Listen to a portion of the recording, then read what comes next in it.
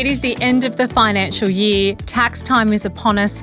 We are going to deep dive into all of the questions to ask your accountant what to get planned for next year. I'm joined by Leah Hall, the CEO of Lift Accounting and Advisory Service. They are a very property-focused advisory firm. Leah is a business owner. She's been running her own business since 2004 and has helped a lot of property investors along the way. I know she's got all the answers to the questions that we have. You are listening to This Is Property. My name's Rachelle Kroon. So thank you so much for joining us today, Leah. No dramas. As I said, John and I say ask your accountant so much on the show, and we want to hear straight from the source what actually happens when somebody comes to ask their accountant. So before we kick off today, tell me a little bit about you and what you love about property investment. Yeah, okay. Well, first, thanks for having me. And so, as you said, been running the practice since 2004. I don't feel like I'm old enough to have had a practice that long, but apparently I am. And in our business, we help lots of property investors and lots of business owners, you know, just approach all those challenges that they see in life. And me personally, I have 2 grown children and I just spend my time, I guess, with them. And personally, from a property investment perspective, I have a few properties myself, and my love there started when I was 19. I moved out and bought a house instead of renting. Oh, wow. 19 is young. Yeah, real young. I have a 20-year-old now, so now it's really hitting me how young that was. So property has been in your veins as well as accounting. Yeah. Yeah, great. Yeah.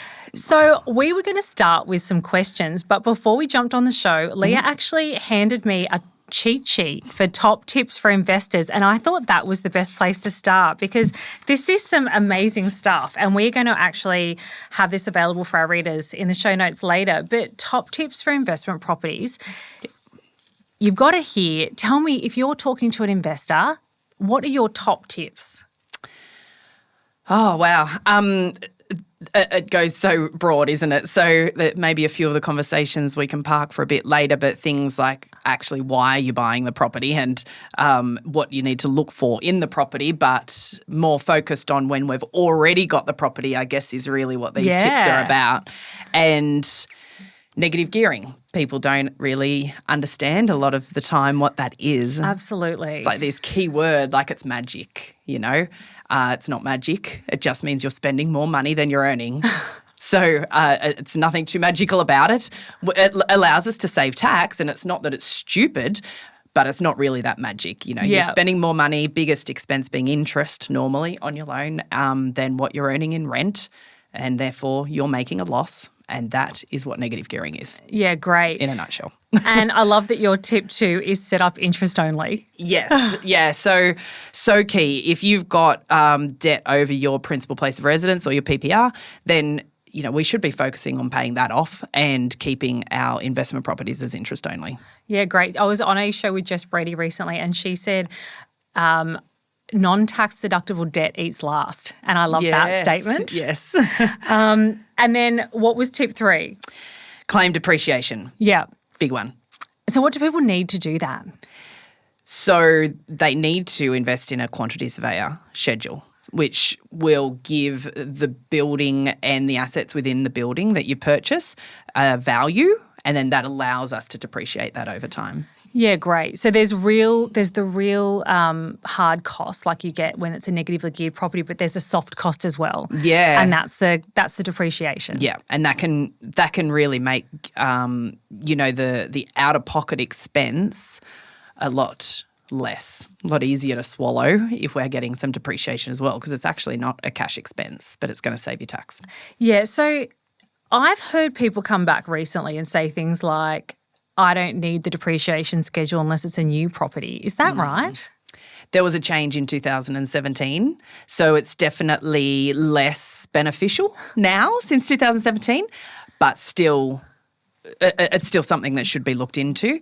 And most of the good property depreciation firms in Australia, there's sort of 3 top ones. We won't sit and list them because there's many others, but some of the big good firms out there, they will talk to you and they'll give you an estimate before they charge you a cent. So your accountant should have a relationship with an advisor like that they can put you in touch with. So you would think, so the accountant generally sends you to someone to get the depreciation schedule, but the accountant will also tell you whether you need a depreciation schedule. Yes. Because that's a big one. People think of whether I'm going to invest in that cost or not. That's exactly right. And if the accountant doesn't know, then they should have the specialist they can talk to. Yeah, great. You know, like we all don't know everything. So it's okay for the accountant to not know off the top of their head, but they can, they should have someone to talk to. That is a really good tip. And then we come to hold for 12 months. Why is that? So capital gains tax, this is holding the property for 12 months before you sell it. Yeah, okay. Okay, and this is exchange to exchange, not settlement to settlement. So CGT or capital gains tax with the ATO works backwards to everything else in life, and they work from exchange dates. That's when that 10% deposit goes down. So if you hold that property for more than 12 months, then half of your gain on the property will be tax-free. Yeah, let's great. park a company structure, but individually, let's just hold this in individual names. Yeah. It's half of it will be tax-free. I think we'll come back to a bit more depreciation as well. A little bit more about CGT as well, a little bit later as well. But tip 5, avoid loan redraws for personal use. Just gets messy. It gets so messy. So if you have a $500,000 investment mortgage and you've made extra payments, or maybe you want to refinance that up to $550,000, but you spend the $50,000 to buy a boat, then we can't then claim any interest on that $50,000. So forever, as you're owning that property, we need to apportion down the interest the whole time. It's not achievable, but it's really not best practice. And the ATO don't like it if they came out to audit. So when you say best practice, would you say to put a different loan, even if it is against your own home, just for the investment portion? Yes. And not mess with that? Yes. Keep that 100% for investment? Yes, 100%. Do you think people should maybe come to their accountant and have a little chat before they set that up? Yeah, if they're unsure how to set their investment loan up, then definitely talk to the accountant. And I find that happens more as and I'm not saying this because I'm sitting here with you, this is genuine. I do find this more when people are dealing directly with their banks. Yeah. Because they're not getting given they're not getting given that extra advice. Yeah. I think when they're working with a good broker, it comes quite naturally for the broker to provide that advice, but sometimes it can get messy if the person securing the loan isn't clear. And it comes to your whole team, right? You've got a whole team of people that are working with you. Your accountant's one of them, your broker, your buyer's agent, but if they all know a bit about property investment, it really helps, doesn't it? Most definitely, yes. And this is one that I've been talking a lot lately about. Can you please explain this to us? PAYG variations. Yes, some accountants don't love it. Tell me what it is. Okay, so it reverts back to that negative gearing concept. Okay, so if we're losing money on our property, let's say we're losing that's a really bad way to put it, but we're paying $10,000 more every year to hold this property than we're earning. Yeah. Between interest rates, strata, everything else. In a tax-effective way. Yeah, that's right. That $10,000 is a tax deduction on our tax return. So if we're paying tax at something like, let me just make sure I've got the right tax scales in my brain, at 39%, that means we're going to get a $3,900 tax refund at the end of the year. Bonus. Okay, so that's nice. We can get that as a lump sum. But sometimes it's hard, right, to put your hand in your back pocket every single month and top up that mortgage. 100%, especially with rates where they are. So we're always talking about cost to hold. Yeah, that's right. So instead of waiting to the end of the year and getting that big tax refund, then what you can do is apply to the ATO. You can do it yourself, but probably want an accountant to help you. Yeah. And you estimate what that negative is going to be, and they will go to your employer and get them to withhold less tax out of your wage each pay cycle. So instead of getting that $3,900 at the end of the year, you'll get a little bit more in your pay packet each week, fortnight, month, whatever your pay cycle is. So let's say my real cost, so let's say my cost to hold a property is, I don't know, tricky numbers a few $100s a week. Yep. But my real cost to hold the property after tax maybe is $100. Yeah. That extra $100 a week, do you mean I don't need to come up with that every week? I can actually get more money in my net pay from my employer. Yep. And not have to come up with the gap, because there is Correct. sometimes a big difference between the cost and the real cost after tax. Yeah, that's right. Yes, that's exactly it. So instead of trying to find the $200 out of pocket each week, if your tax saving is $100 a week and you apply for that variation, then you're only having to find the difference. Yeah, the extra okay. 100. That's what you thought I was going to ask a really complex scenario. Yeah, then I was ready you're to like calculator do a calculation. So it's called a PAYG variation. Absolutely, yes. I don't think a lot of people know about it. Probably not. Can you tell me why some accountants might not like it? I think it's just work. Yeah. I'm sorry, really honest answer. So many accountants are just under the pump all the time. It's yet something else they have to do. Okay. So, yeah. You know, the taxpayer will have to pay the accountant to prepare it for them. I'm always on that conservative space. So if we expect you to have a $10,000 loss, maybe I'll put it through as an $8,000 loss, because you don't want to bill at the end of the year. You don't. It all balances out at the end, right? Yeah. So, yeah, so it would be, and it has to be done every year. So it's something you should probably look at in June. Yeah, okay. Because then We're coming up to that. That's right, because then you have to apply to the tax department. Yeah. Then the tax department writes to your employer. So it's not something that's done in days. It takes weeks. So a little bit of planning. So I think that anyone who's looking at the cost to hold property, that's definitely, I mean, we're paying interest to have that money. I'd prefer it be sitting in my offset account than sitting with the ATO. Yes, exactly right. Yeah. That is great. So PAYG variation. This one I'm not seeing a lot of. Tell me about that. Yeah, you don't see a huge amount of this, but it is something that we can do as small, be it in business or also as investment property owners. Mainly the time I raise this with a client is if they've got a lumpy income year. So prepaying interest. I'm sorry. That's okay. Yes. So prepaying interest for a whole year in advance. Yes. Why would I do that? So imagine this year you had a whole bunch of other income. So you've sold a property. Yeah, okay. So maybe you've got multiple properties. Yeah. Let's say you got 3, okay? And this year you sold one of them. So I'm going to get capital gains tax. So you've got to have capital gains tax. Let's call it, you've got an extra $50,000 income on your tax return. And so you're pushing right up in those really big tax scales this year. So we could elect right now to pay next financial year's interest in June of 2025. To reduce my taxable income for this year, to reduce my bill. Yeah. Wow. And if I had the money to do that, I could do it. Yes. Yeah. But there's always going to be, you don't get money for nothing ever, right? Yeah. So it just means next year you're going to have, unless you do this forever, but next year you're not going to have any interest deduction on that particular property. However, if we're paying really high tax rates this year and we're not going to pay those tax rates next year, it could be a strategy to explore. So I guess it's just planning. Yes. And knowing that those things are there. Yeah. So if you do know what's going to happen, you can sort of duck and weave. Yeah, that's right. Yes. Offset capital gains.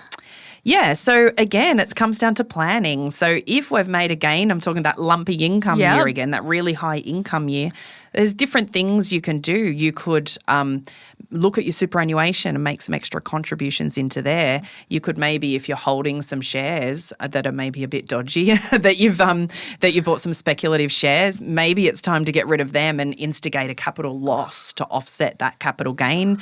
And of course, you can do donations and things. But again, just being a little bit proactive and some forethought. Yeah. Not. And a lot of us do donate. I mean, it's a big part of a lot of people's lives. If I knew that I was going to get a bill, a capital gains bill especially, that might, I'd love to have that conversation to think, can I donate to offset some of this if I was planning on donating especially? Yeah, that's exactly right. So talk to your accountant if Yeah. you're going to have a capital gain that year, maybe before the end of financial year. Yeah, so we generally do our capital gains calculations for clients as they sell. Yeah. So then we can have that conversation. We don't generally do the capital gains calculations when we do their tax returns. Okay, We've and it's about the normally already done it. financial year that it exchanges in. Exchange. Not settle. Yeah, That's a that really should big myth. really be a top tip here. There's so many people that come and see me because I talk like this. It doesn't mean all clients engage me proactively, but They come, let's say I see someone in August, they're like, oh, we held back, we did a delayed settlement and, we settled on the 2nd of July. I'm like, because they didn't want the income in the 2025 financial year and it's on exchange.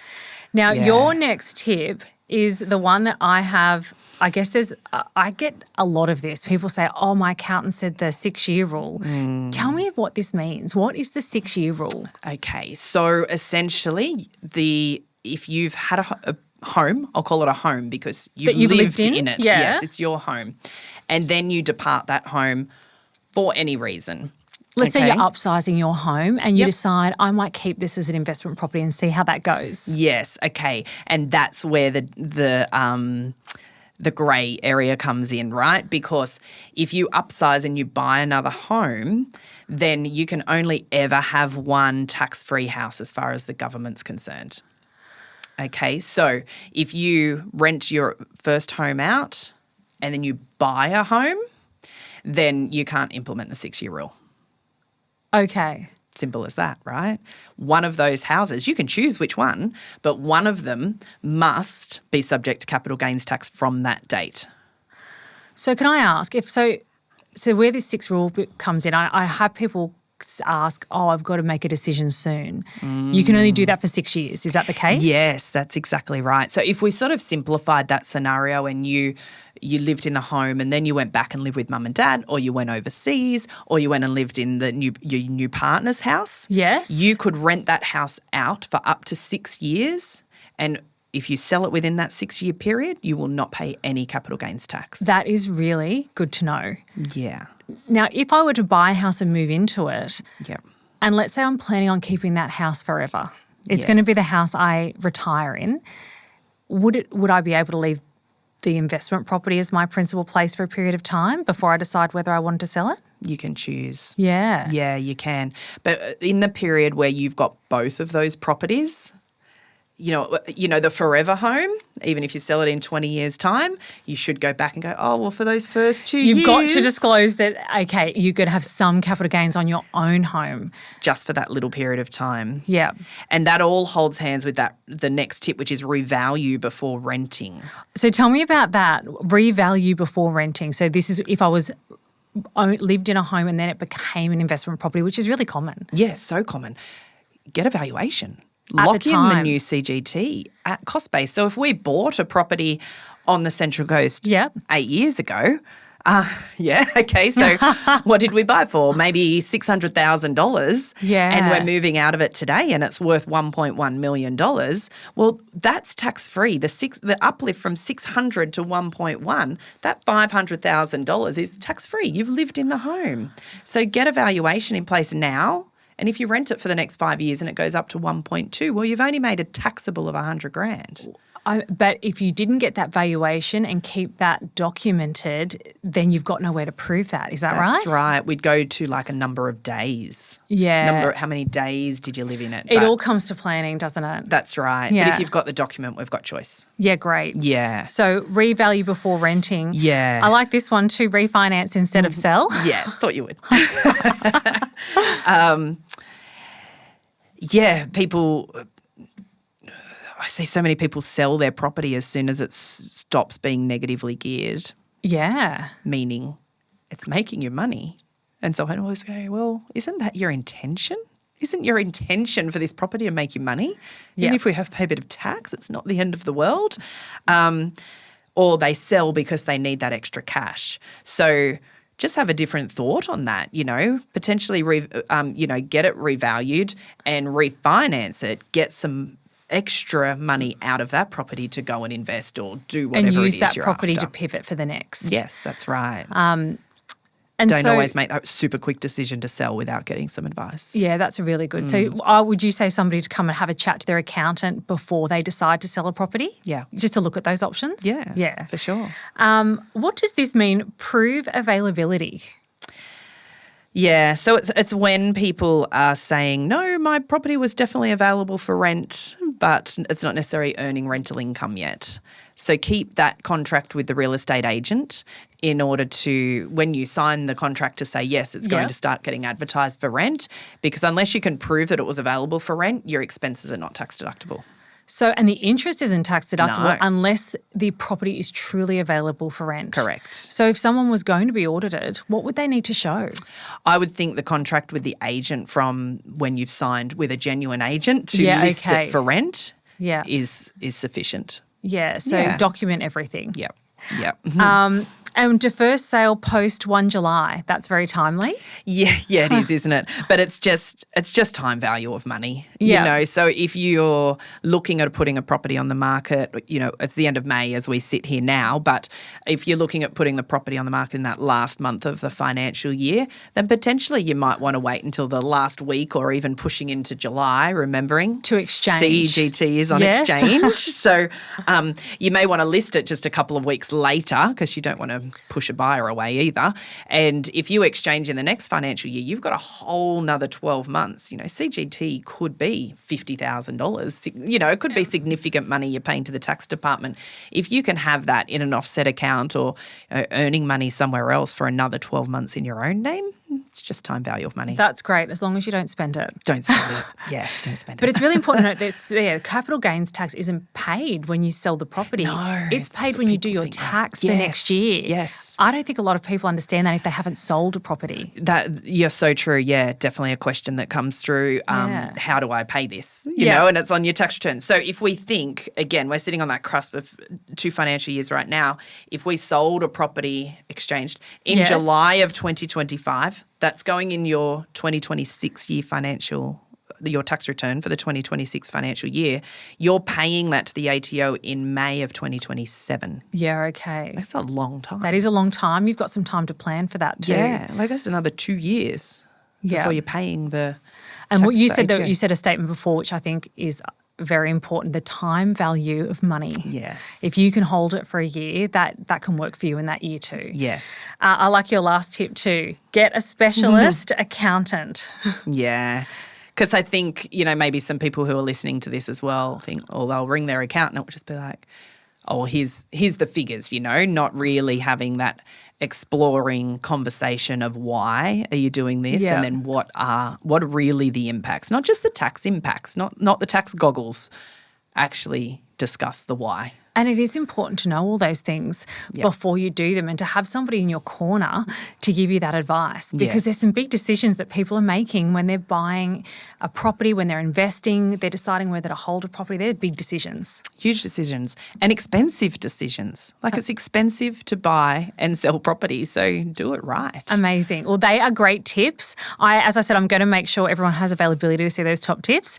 We're actually going to take a break, and when we come back, we are going to discuss the burning accountant questions that we haven't covered in your top tips. Okay, thank you.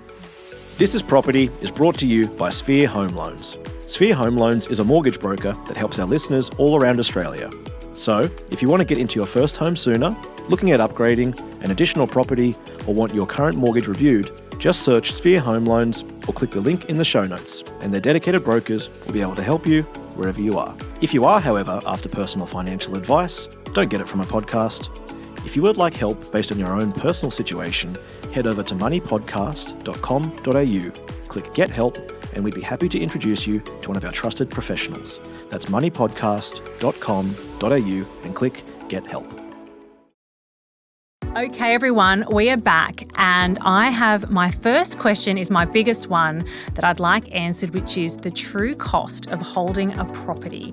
Now, Leah, I'm going to give you an example. So let's just say we're working out the cost to hold a property. So we have the rent that we receive for the year, and we might use 80% of that value because we don't actually know all the costs. So we go, okay, let's say 80% of rent, and then we're going to look at the loan that we hold to hold that property, and we're going to work out the interest payable per year, and we're going to deduct one from the other to work out the cost of holding that property. Let's say that's $300 a week. Yep. And then somebody says, now you go to your accountant to find out the real cost of holding that property, depending on your situation and the asset type.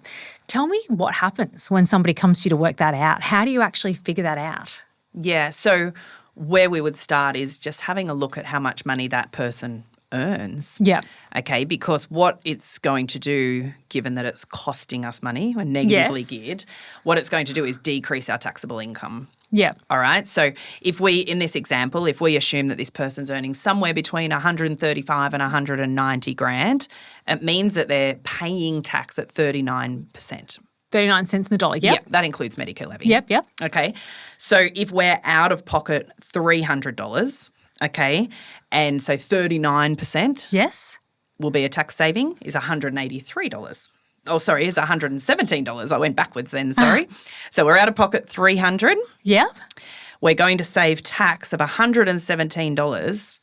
So what's actually coming out of our back pocket is $183 a week. So we've gone from $300 to $183. Yeah. And we could also use that PAYG variation that we only had to contribute that much. But that's just the real cost. There's something else as well, isn't there? Yes.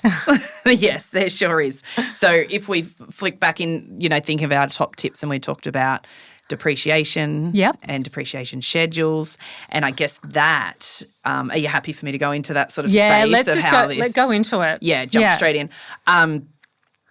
Because that's a non-cash deduction. Yeah. Right? So I'm trying not to talk in nerdy terms. So you're not really paying it because the real cost, that cost with the rent minus the interest, I have to pay that every week. But something like a depreciation where the property's devaluing or the build's devaluing, that's not real money. I'm not coming up with that. That's exactly right.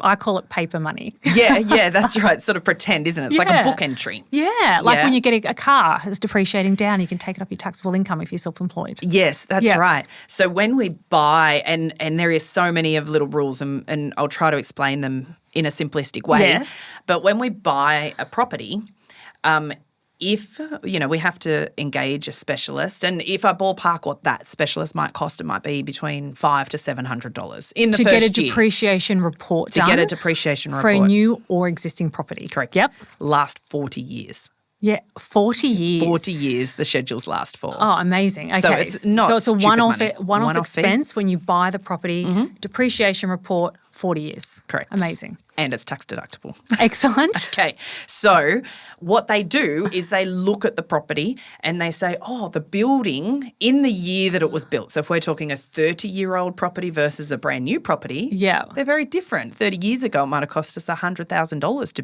build a home. So what did it cost us to build this actual building? Okay. And that cost is written off over 40 years. And it goes in your tax return as a tax deduction. So if I put that in terms, I did speak to a specialist in this space just to get a few figures. So that 30-year-old home, that might be worth $2,000 a year in depreciation. Okay. So not amazing, but if we're talking about our 39% tax rate, right? Yes. We're still looking at, what's that for? About $780. Yeah, okay. In physical tax savings. Even for an older home. That's the old home. Yeah, wow. Yeah. So then if we go to the other end of the scale. Yes. And we buy an absolute brand new project built home. Yeah. We're looking at, for the building component, we're looking at about, about $7,500 a year. So you would be taking building depreciation. So a brand new home, might be $7,500 a year. I'm not coming up with that money, but I still get to take it off my taxable income. Yeah, that's right. Because I got that depreciation schedule. Yeah, that's exactly right. But if I didn't get the schedule, I couldn't do it. That's right. Oh, that's very important then. Yeah, that's right. So then there's sort of, I did an example for something that's about in the middle. Okay, that's probably a good place to start. start. Does that sound like a good place, do you think? Yeah. So if we looked at a 10-year-old home that we're looking to buy, average building depreciation every year would be about $6,000. Okay? Yep, perfect. So if we look at that same example that we're looking at before where we're out of pocket $300 a week. Yeah. Okay. This particular, it's costing us $300 a week. This $6,000 tax deduction will save us another $2,340 a year in tax. It's a lot of numbers right now. Because it's on your tax rate. So it's $6,000 at 39%. 39 cents, and that's how we get that figure. Yes. Yeah, great. So if we bring that down that weekly, Yeah. we're saving another $45 a week in tax. So what's that taking us to now? That's $138. Yeah, that's exactly right. We're down to $138 a week that our example is actually costing us, not $300. It's $138 for a 10-year-old property example that you've used. Yep. And I can possibly do a PAYG variation. So Yes. rather than pay $300 a week to hold this property, I could actually just I could be putting $138 into my account to be the buffer. Exactly right. Yeah, wow, that's fantastic. Yeah. Now, you mentioned depreciation reports. Now, you've said they're not just for new properties. I think that's a really big one that we need to debunk, a myth that we need to debunk. Yep. Even if you buy an existing property, we should be getting a depreciation report, or at least checking with our accountant if we should. Yeah, that's exactly right. Will the people who do the depreciation reports tell you if it's worth it? Yes. Yeah, okay. Yes. So if I've got an existing property and I haven't done a depreciation report, if the listeners out there, should they just be calling someone that does a depreciation report and say, hey, this is the property I've got in my portfolio. I didn't get a depreciation report. Do you think it's worthwhile getting one? Yes, I would highly recommend they do. That is a great tip. So the other thing I want to ask is capital gains. So everyone hates capital gains tax, but again, it's really good to note that it's just you hold the property for a year, so you already get a 50% discount. Yep. You're paying capital gains at your tax rate. Are there any ways that you think that we could have tips of how to reduce capital gains? Yeah, it's sort of it all comes to planning. Yeah. Again, you've made the profit. Yeah. All right? There's no magic in Awesome that getting you've rid of made that profit. Yeah, it's awesome that you've made the profit. But what you could do is looking at how we can offset the profit. We touched on it briefly in relation to, donations and expenses, or maybe prepaying some other expenses. A big one normally is superannuation. Okay, so tell me what could I do with super to help reduce my capital gains bill? So you'd look at what your super contribution caps are. Yes, from my employer, so what my employer pays. Yep. And there's a versus what we're maximum. allowed to put in. Yep. And then try to top that up. Okay. Yeah. And that would be a little bit more tax effective. Most definitely. Yeah. So superannuation, we're paying 15% in tax. And if we're utilising, if we're using our example of what we were before, we're paying 39% in tax in our own name. Yeah. So I know it comes down to a bit of an age decision as well sometimes, doesn't it? Sometimes it can seem like a long way off. Yeah, do I put it into super, or do I leave it in my own name? But that is normally a really big conversation there, as well as the things that don't move.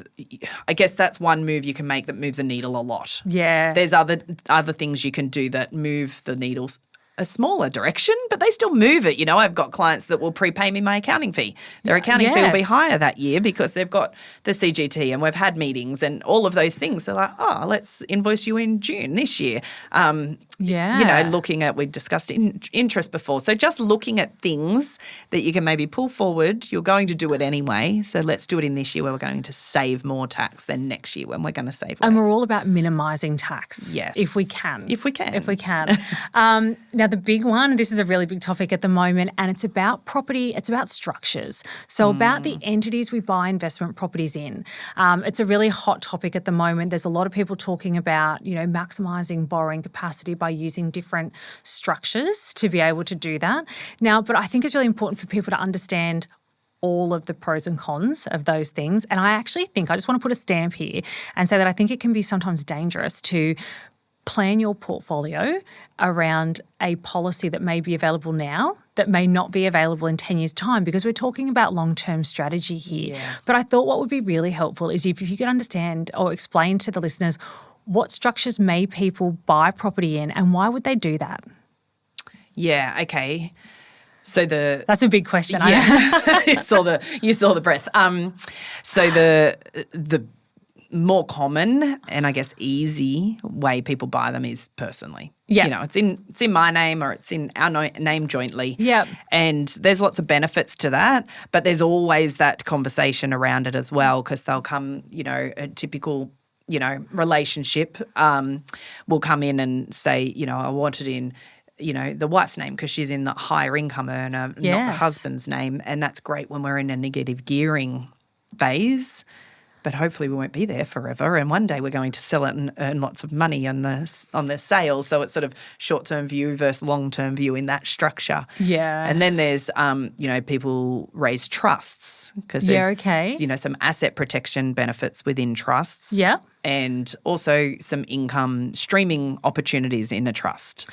Tell me what an income streaming opportunity means. So there's a couple of forms of trust, but in a discretionary trust, essentially what that word means, the discretion, is that it's up to the trustee at the end of every year, which is the owner. So if it's my trust, I'm the trustee. So a family trust would be a discretionary trust? Family trust is discretionary, apologies, yes. Yeah. So it's up to the head person to decide where the income goes to. So you've got the option, if there's a profit made from the property, of people in your family to distribute it to. Correct. Yeah, okay, at their tax rate. Correct. Yeah. And that can be different each year. And there would be a downside to that, though. Everything with a pro, there's a con. Yes, that's right. So you can't stream losses. Yeah, okay. So the concept of negative gearing doesn't exist. And then there's the land tax components, which is very different for every state as well. Yeah. What other structures might people buy in? So when we're talking trusts, we just touched on family, which is a very typical form of discretionary trust. We've got unit trusts, okay, and then also a self-managed super fund is a form of trust as well. So there's sort of different layers there that can definitely What about be a looked company? at. Do people buy properties in a company name? You can. It's not as common. And I shouldn't be giving general advice like that. I don't like seeing properties held by trading companies. Okay, yeah. Yeah. Because that's different to a holding company. Yes. And as we're talking about structures, I think there's going to be some people listening that really want to deep dive into this because I think we just brushed through trust, but I think we could have gone on about trust for about 20 minutes. Yeah. And I think we should. I'm going to ask you on air because you can't say no to me, but we're in front of all these people. But would you come back and do another episode just on structures? Because I think we should really deep dive into each one of them for people that are really interested in that. Because there's some people that really want to buy in different entities for different reasons, but probably want the pros and cons of both. And we could go that in detail. Is that something that we could do a little bit later? Yeah, we could. Yeah, maybe that would be good to bounce off how the lending looks in different entities as well. I want to plan for that and we can do that together. Yeah. But I've got one last question for today. Okay. We've got listeners all over the country and they are probably buying or building property portfolios or planning to do so. How will they know that they're working with an accountant that is, I guess, pro-property or that can help guide them along all these things? What questions should they be asking? Yeah. I think the biggest question that I ask and I train my team to ask is why. Why are we buying this property? Yeah. Yeah. Because clients will just come in with an idea because they heard about it at the pub sometimes, I would love advisors to actually advise and not just have tax goggles on. So I didn't answer your question though. What should the property investor expect or ask their accountant? Yeah. Let's go through some of those top tips. Yeah. What structure should I hold it in? Why shouldn't I hold it in a trust? Should I get a depreciation schedule? Let's not just get shut down on that one. Maybe it's not worthwhile, but it's worth the question, And if they're willing to have that conversation and are with they you? willing to have the conversation? Yeah. Not just, give me your real estate agent statement at the end of the year and your interest and things and we'll get your tax return done. That's really good advice. We have covered a lot of practical tips today. Thank you, Leah. No problem. Now tell me, if people want to reach out to you or find out more or get these top tips, how do they find you? I'll set up a landing page and get you guys to put it in the info. Amazing. I'm going to podcast. Then you can get access to these resources. That is perfect because I think these tips are great and everyone should have them. I'm going to put a link to that in the show notes. Okay. Thank you so much for joining us today, Leah. You have been amazing. You've been listening to This Is Property. My name's Rachelle Kroon and we will see you next week. Any information given in this podcast is for entertainment purposes only, and you should seek your own property advice before acting on anything you may hear in this podcast. If you want to start or advance your property education journey, John Pidgeon's book, Sort Your Property Out and Build Your Future, is available where all good books are sold, or via the link in the podcast show notes. Opinions or comments from any guests on the podcast are theirs and not those of the hosts, the publisher, or their respective license holders.